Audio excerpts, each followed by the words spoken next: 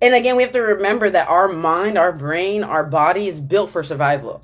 And that is like a pure survival technique. If something crazy and shitty is happening and your body is registering it, but your mind is like, nope, because you need to, like, I can't actually take all of this in because it would break my brain. It would shatter my mind. So instead, we don't process it, but the body takes it. Like he says, the body will keep the score. Because even though the mind may learn to ignore the messages from the emotional brain, the alarm signals don't stop. They keep going. The emotional brain keeps working. Stress hormones keep sending signals to the muscles to tense for action or immobilize or in collapse. Right? We're talking your body's still fighting or freezing when there's no obvious threat.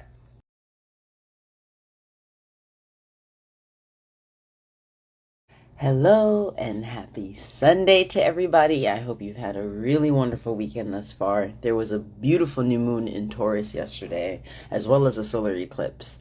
So anybody in Taurus placements, or you have placements in your chart, Scorpio, I think Leo and Aquarius as well, probably feeling a lot, but I think we're all kind of feeling it because the solar eclipse is just massive, right? It's like when the moon passes in front of the sun, right? And that's like a really big thing because the sun is always shining, always powerful, you know, our ever visible source of power and vitality. And to have the moon, which usually represents more mystery, intuition, pass in front of it, it's just really interesting. I feel like the veil is super thin. I feel like pay attention to the changes that are happening in your life right now. Notice the beginnings and the endings that are happening. That's just a little word about the new moon.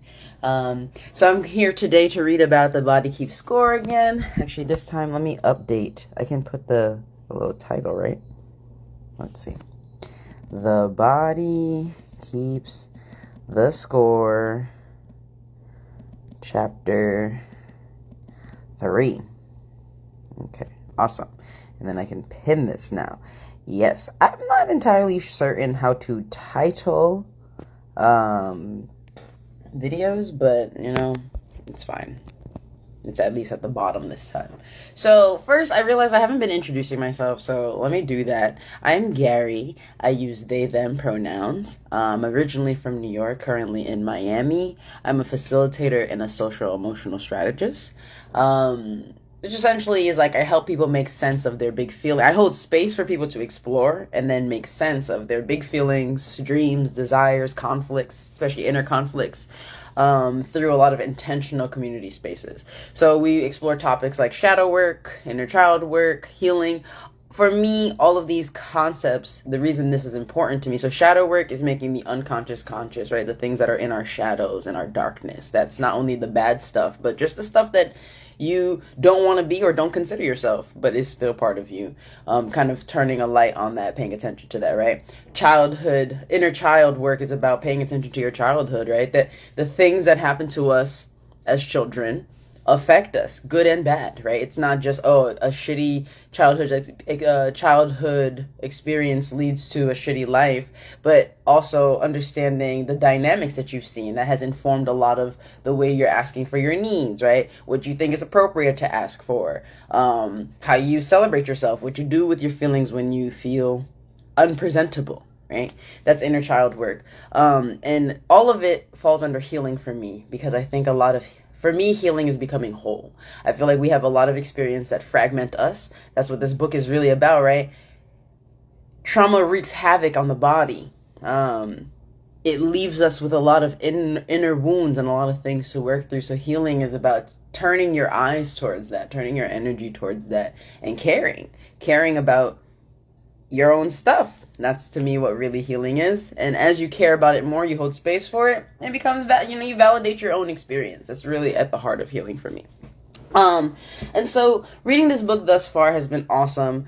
I'm up to part 5 myself, chapter 15, around there. But as I complete this book, I wanted to go back and review for those who haven't read The Body Keeps the Score. It is an incredible book. If you have not read it, I highly recommend it, by Dr. Bessel van der Kolk. And so before I get into chapter 3, I wanted to just recap where we have been so far. So chapter 1, we talked about how trauma is not just an event that took place sometime in the past. It is also the imprint left by the that experience on the mind, brain, and body.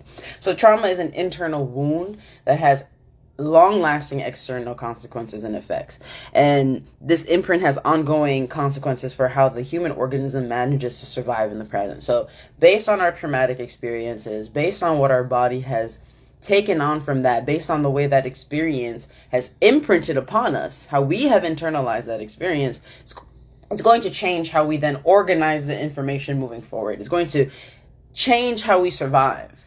Right? If you learn that, here's a small example, right? With inner child stuff, right? So if you were taught that your opinion didn't matter, right? If you were, every time you said something, someone would tell you to go away or shut up, or if you tried to, when parents were doing something that you didn't like and you said something about it and they shut you down on it, then you're going to learn, or if they beat you about it, especially, right? If there was a violent response to it, then you're going to learn, maybe I don't say anything because when I say stuff, it seems to get me in trouble. It seems to get my ass beat, and I need to protect myself and survive. So I'm just going to bite my tongue and not say something. You see? And then when we get older now we're in a lot of relationships that, why do I feel like my needs are not getting met, or people stepping all over me, or what have you, all different kinds of things. And that's how they're connected, right? And then in chapter 2, we talked about the importance of being an active participant in our healing, being a patient rather than a participant in one's healing process separates suffering people from their community and alienates them from an inner sense of self. So when we treat people just as their diagnosis, just as their trauma, and treat it like it's a disease to be solved, and we don't hold space for these whole people as community members, right? They are a whole person. They have different relationships. They're not just their trauma.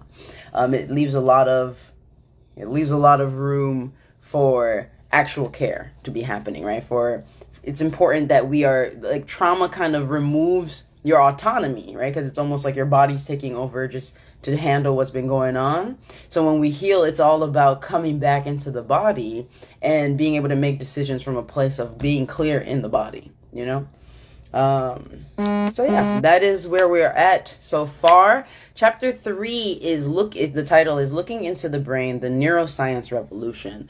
It's a beginning look into the brain. So part 2 is called, let me just pull it up real quick.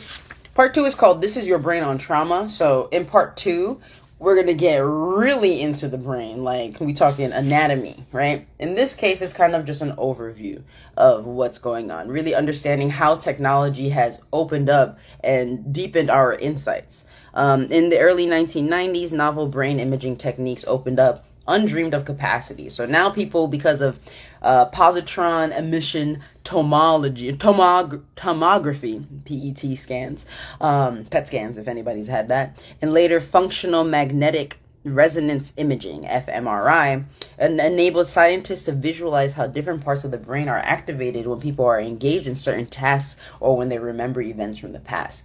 For the first time, we could watch the brain as it processed memory, sensations, and emotions and begin to map the circuits of mind and consciousness.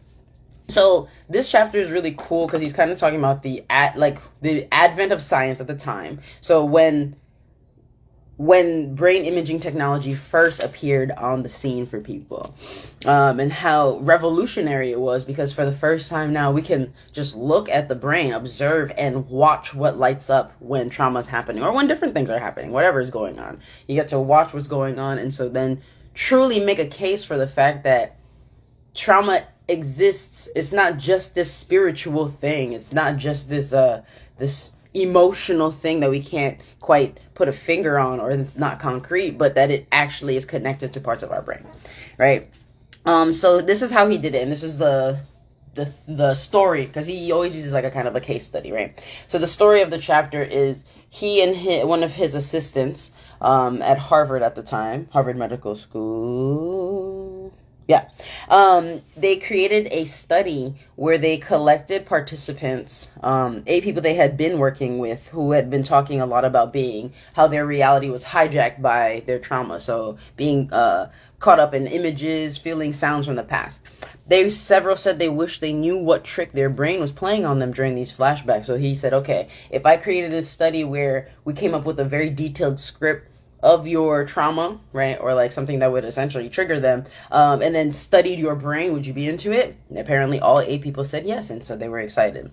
They carefully constructed a script that recreated their trauma moment to moment. We deliberately tried to collect just fragmented, isolated fragments of their experience. So very particular images, sounds, and feelings rather than the whole story, because that's how trauma happens. When trauma is happening, we think about a traumatic experience. Sometimes I feel like we can remember the whole thing, but a lot of time is just in flashes. It's just little glimpses. So they try to use that similar feeling of what one would remember, and they're working on these with the person, a particular script for each participant, and then they would put them in an MRI and read it to them.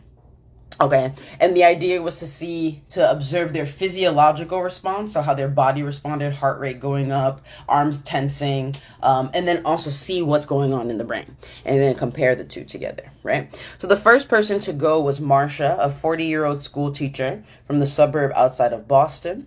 13 years prior, she had picked up her 5-year-old daughter, Melissa, from day camp, and as she drove off, essentially, they got into this really, really, really tragic car accident, and not only did Melissa die, her 5-year-old daughter, but Marcia was also pregnant, and her fetus died. So overnight, Marcia had changed from a cheerful woman who was the life of the party into a haunted and depressed person filled with self-blame.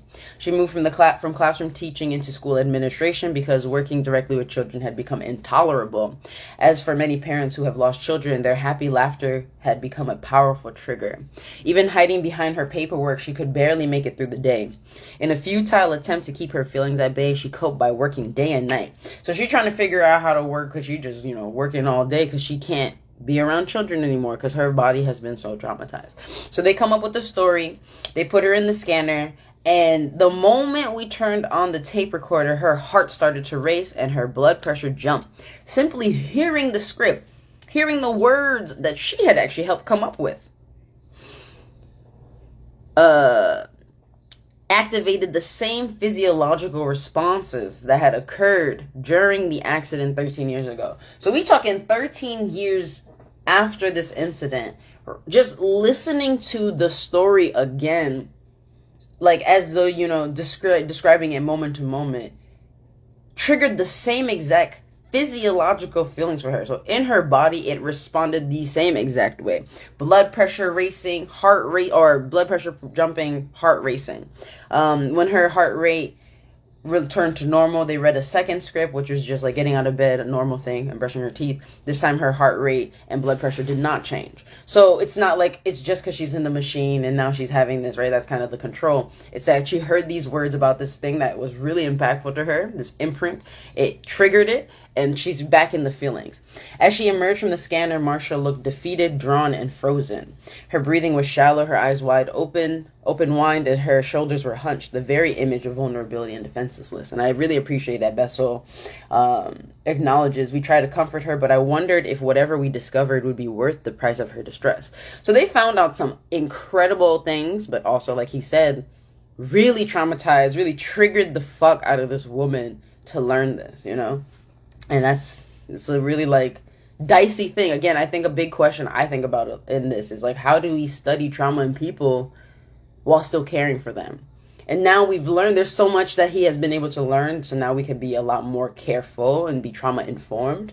But it's also, I wonder how Marcia feels. Hopefully, and he actually does connect with her in chapter 15, which is the chapter I'm about to start. And so I'm excited to hear how her story turns out. But here we get to the interesting parts about the brain. Okay, so after all 8 participants completed the procedure, they went to go work, mathematicians, statisticians, to work on the brain images. So I'm going to show you this here. It's going to be reversed, which is kind of freaking annoying, but I will flip it for YouTube.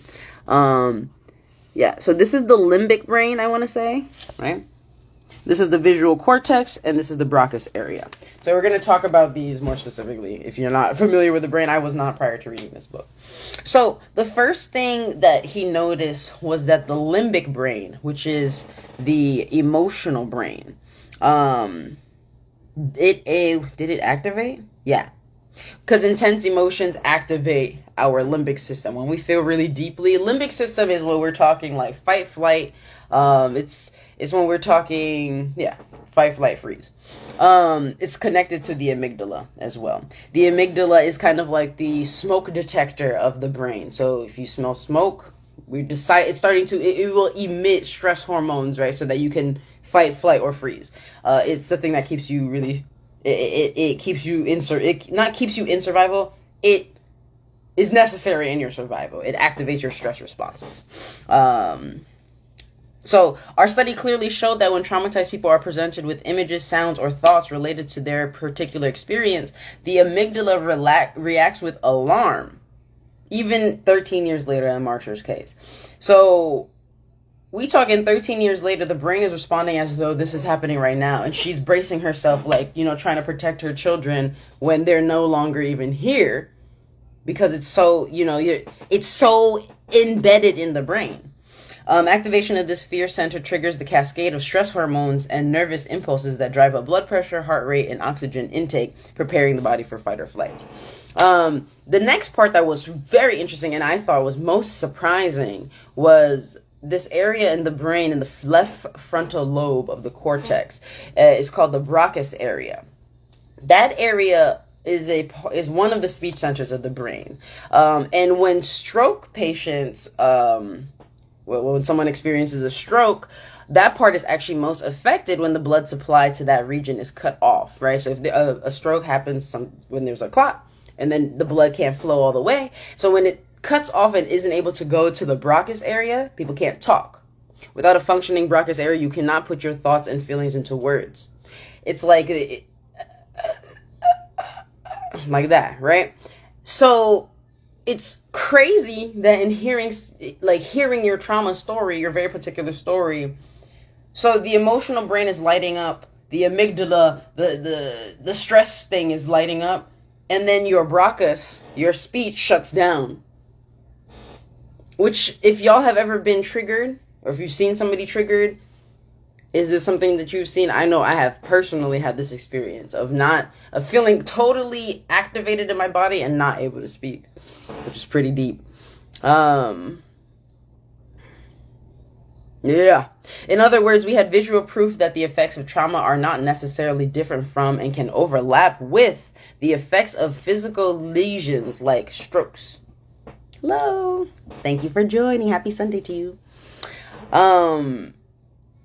Even years later, traumatized people often have enormous difficulty telling other people what has happened to them. Their bodies re-experience terror, rage, and helplessness, as well as the impulse to fight or flee, but these feelings are almost impossible to articulate. Trauma by nature drives us to the edge of comprehension, cutting us off from language based on common experience or an imaginable past. Right? Because if something has happened to us that's so extreme that we can't really even wrap our mind around it, it's really important to be able to talk. Like, if something bad happened at school today, it's really important to be able to talk about it with your friends, or talk about it with your friends or with your family. And if you're not able to talk about it, it wreaks havoc just silently inside, holding it onto it inside you. You're trying to make sense of it. Your body's going to have to process it some way, even if your brain doesn't want to, even if you're a rational mind, because your brain is, that's what this whole thing is about. Your brain is doing a lot of work to process, even if your conscious mind does not want to deal with it, right? Or cannot deal with it. And he mentions like the importance, or a lot of people who have this experience where they cannot name their experience, right? Because sometimes it'll come up. Sometimes it's like so many things are happening. Now we're going to talk about it. But even before then, we a lot of us have a cover story, like a generalized story about what's going on, right? It offers some explanation for their symptoms and behaviors for public consumption. I was in the war. I saw heavy action in combat. My dad was an alcoholic, right? I had a troubled growing up. We don't get into the thing, but we offer like a blanket. Okay, well, this is like generally what's going on. Someone who went to a Nazi concentration camp said, and he was liberated, "I pray you believe what I have said. I reported what I saw and heard, but only part of it. For most of it, I have no words." Which actually, again, this also really changes the way that we have to look at and hold people who are traumatized and trying to help them heal. Can't force them to talk about it, because it's not just talk. First of all, just talking about it isn't going to remove the imprint it has left on their body. And also, sometimes they literally can't talk about it because the part of their brain has shut down to talk about it, you know. Surprisingly, words fail. However, images, right, they haunt. And that's kind of the thing about trauma. There can be a lot of flashbacks that happen. And another area of the brain called Brodmann's Area 19, it actually lit up. And that's the part of the visual cortex, that was that middle image, that registers images when they first entered the brain. So, again, with Marsha, 13 years later, her body is frozen. Her heart is racing. Blood pressure is rising. She's ready to fight and flight. She's not talking, but the images in her brain are lighting up. So, and she's taking it in as if it was the first time she was seeing it again. So this helps us to understand why and how our memory gets fragmented and separated off and hidden even from ourselves in processing. Because the brain is just, the fragments of trauma like sounds and smells and physical sensations are also registered separately from the story itself. So here he talks about left brain, right brain, which is pretty cool. Hey, Tim. So there's been the association of like left brain people with being very logical, very analytical, and right brain people are very intuitive and creative, right?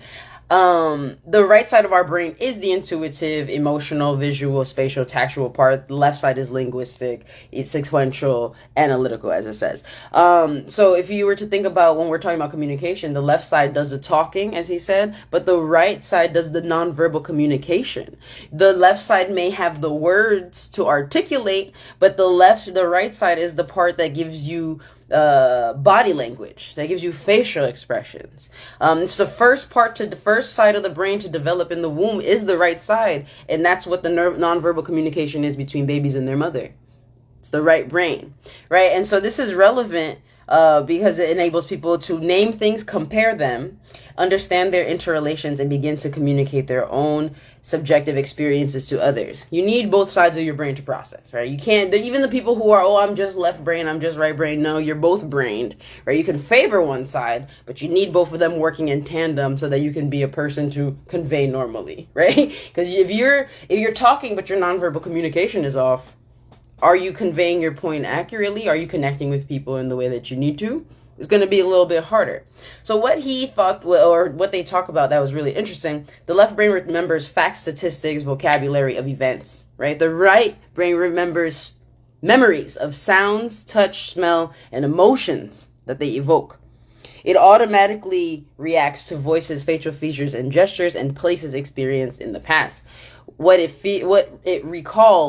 the right side of our brain recalls feels like an intuitive truth, the way that things are. As he said, we might love a friend that we have because of their virtues, but deep down, it could also be because her face reminds us of an aunt that we loved when we were 4. Because this is the emotional part. It fuels your logic, right?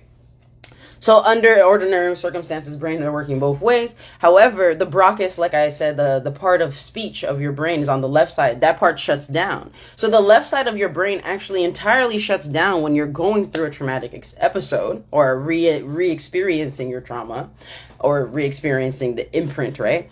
And the right side is overactive. So you can't, it's like you're lost in the images, lost in the sounds, lost in the smells, lost in the feelings, but you can't actually say where you are right now. Locationally, you can't articulate necessarily that I'm trapped in a memory right now, y'all. I'm stuck because the brain is imbalanced because of trauma. When something reminds traumatized people of their past, their right brain reacts as if the traumatic event were happening in the present, but because their left brain is not working very well, they may not be aware that they are re-experiencing and reenacting the past. They are just furious, terrified, enraged, ashamed, or frozen. And after the emotional storm passes, they may look for somebody or something to blame for it, right? And it's hard to build awareness if the thing that's keeping track of logic is off. If only your memories are driving you and the right side of your brain and all this emotional provocation is happening, it's hard to keep a steady thread of what is actually happening. And again, if your left brain, which is the facts, statistics, and the vocabulary of events, the speech of what happened, you see why it would be complicated, or how trauma complicates how we tell our story even, you know? And then, let's see, what does he close out with? He talks a little bit about adrenaline, right? Adrenaline is one of the hormones that are critical to help us fight back or flee in the face of danger. Increased adrenaline was responsible for our participants' dramatic rise in heart rate and blood pressure while listening to their trauma narrative. Under normal conditions, people react to a threat with a temporary increase in their stress hormones. As soon as the threat is over, the hormones dissipate and the body returns to normal, right? That's what the amygdala does in the center of your brain. It's like a smoke detector. It smells smoke. Uh-oh, we got to make a decision. You're going to run. You're going to stay. What we're doing, right? You run. You get outside. Right? And your breathing comes back to normal and you return to stasis and your body comes back. That is what is supposed to happen in an experience, because life is not about not feeling extremes, right? It's not about avoiding things. It's that things do happen, but our bodies are naturally built to deal with it and then calm down from it, you know, or run from it and then calm down from it, fight it and then calm down from it. But that's the thing that we're talking about here with trauma, is something is different, right? It's like the alarm systems went off and never turned off. It's like the smoke keeps, like, even when you ran outside and you came back inside and the fire department checked and everything, but you can't relax because hormonally, the amygdala is still emitting stress hormones. It's telling you things are not right. We are at 100% attention right now. I need help, right? And that speaks to what has disrupted. Something has been disrupted inside your regulation. That's what we're talking about. That trauma is not just the event that happened, but it is also the imprint that has left on us. You follow? The insidious effects of constantly elevated stress hormones include memory and attention problems, irritability, and sleep disorders. They also contribute to many long-term health issues depending on which body system is most vulnerable in a particular individual. When we now know that there is another possible response, right, which is denial. Right? Denial is even more treacherous sometimes, right? Because your body takes the impact, it hits it, right? It processes it, or it registers the threat, but the conscious mind goes on like nothing happened, right? And again, we have to remember that our mind, our brain, our body is built for survival. And that is like a pure survival technique. If something crazy and shitty is happening and your body is registering it, but your mind is like, nope. Because you need to, like, I can't actually take all of this in because it would break my brain. It would shatter my mind. So instead, we don't process it, but the body takes it. Like he says, the body will keep the score. Because even though the mind may learn to ignore the messages from the emotional brain, the alarm signals don't stop. They keep going. The emotional brain keeps working. Stress hormones keep sending signals to the muscles to tense for action or immobilize or in collapse. Right? We're talking your body's still fighting or freezing when there's no obvious threat. Just because your conscious brain, just because you didn't say, oh, that's a threat, but your body felt it was a threat, your body's still going to react as though it was a threat. And you can not pay attention to it, but internally it is wreaking havoc. It is doing a whole lot to your organs, right? If you're really stressed, your heart is probably not going to be doing so hot, right? Your liver might be not doing so hot. You might got stomach pain, all kinds of stuff. And it's just crazy to think that all of this comes from trauma. All of this comes from this event that was so overwhelming that it overwhelmed your capacity to cope. And now we have a world of things to fix. And I think what's so powerful about this is, like, without the brain imaging, we would not know this. It would still be this, like, emotional thing. These, like, you know, people are suffering from memories and stuff like that. But now we get to actually look at when people are listening and experiencing, or when people are listening to their trauma, you are reactivating the sensations for them, and it is reactivating their alarm systems, and they are back in it like it's happening now. It's not a memory that they're responding to, but they are in it now. That's what the brain scans show. Like, your body is reacting now like it did then. And that's just shocking. Because especially in Marsha's case, it was 13 years later. And she was in the same exact position that she was before when it first happened. As people said, this is useful. He said this is useful, right? Because if we think... there's other ways to approach this, right? They can give her medication to kind of deal with the alarm systems, regulate the stress hormones that are being emitted, like have her brain do what it's supposed to do, right? Maybe reopen one side of the brain. I'm not sure how all the medication works, but that is one aspect, right? But that's not the only thing. They're also saying we could make a strong case that Marsha is hypersensitized to her past. And so the best treatment may be desensitization, which is exposure, right? Going over and over the same kind of experience. So exposing her to her own memory so that her biological responses can like calm down. And then eventually she'll be like, okay, this is now, that was then. Rather than, every time you hear it, it's just like we're back at it again. And it's the truth of the matter is it requires a mixed approach, right? It's not just her talking about it. It's not just going to be her medication, because you can't just treat it as an imbalance, a chemical imbalance in the brain, or just like she can't talk. It has to be a mixture. For 100 years or more, every textbook of psychology and psychotherapy has advised that some method of talking about distressing feelings can resolve them. However, as we've seen, the experience of trauma itself gets in the way of being able to do that. No matter how much insight and understanding we develop, the rational brain is basically impotent to talk the emotional brain out of its own reality. So no matter, and this is the thing, like, we cannot intellectually heal. And this is why we have to bring the body into the healing. This is why we have to study the textbook that is our experience, that is our body, and where we have things locked in our body to help give that voice almost, right?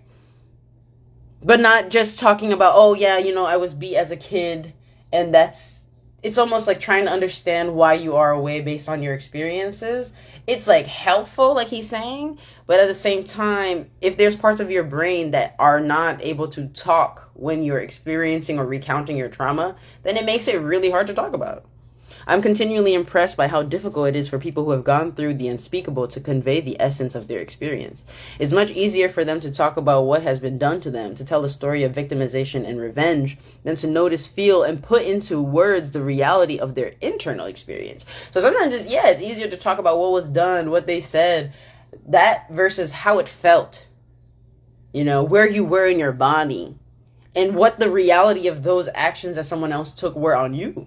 I know that's been true for me. Like, I know when if I'm telling a story that was kind of traumatic of the past, I'm usually talking about what happened versus how I felt. And this has helped me to realize that so much. Wow, I actually still do. There's like it depends. It depends on who I'm with. But oftentimes I don't feel safe enough to share. Our scans had revealed how their dread persisted and could be triggered by multiple aspects of daily experience. They had not integrated their experience into the ongoing stream of their life. They continued to be there and did not know how to be here, fully alive in the present. So, yeah, that's chapter 3. The beginnings of looking at the brain. Next chapter, which begins part 2, which is This Is Your Brain on Trauma. That's part 2. Chapter 4's name is Running for Your Life, the Anatomy of Survival. In this chapter, we really get into the brain. We're talking amygdala, right? We're talking hippocampus. We're talking about thyroid, how these things all connect. And the thyroid is not in the brain, by the way. That is very intimately connected. But this chapter was more so just a beginning look into the brain, acknowledgement of... So part 1 has really been kind of an acknowledgement of trauma being a real thing. It's not just the event, but the imprint, right? Chapter 2 talked about the importance of being an active participant in your care, because our medical system is kind of off right now. Like, he talked about how pharmaceutical drugs were helpful. It was created out of trying to help, trying to treat a chemical imbalance. When people were like, mental illness is a chemical imbalance, they're like, oh, great, here's a new way to deal with it.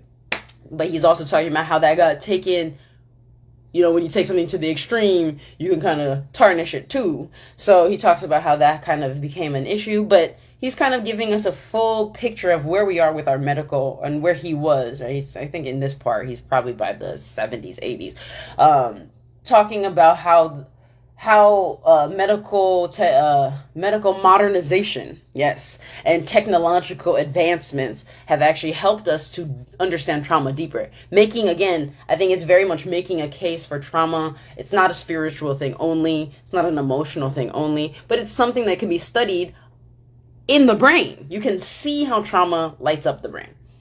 So, fascinating things.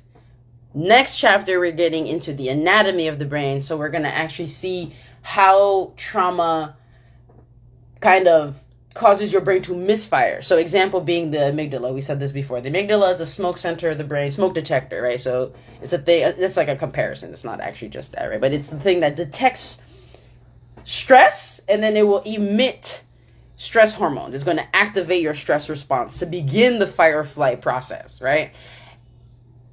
If that's off, right, if you smell smoke and there's no smoke, your smoke detector's off. Or if there is smoke and you're not smelling it, your smoke detector's off. Or you smell it, you ran outside, you dealt with it, you called the fire department, they figured everything out, you came outside and you're still freaking out, something's off, right? So he's going to talk about how trauma literally impacts each part and how it disrupts the natural function of what it's supposed to do. So I'm going to be reading that tomorrow. Tune in if you are interested. Thank you for tuning in today, and I hope you have a wonderful day.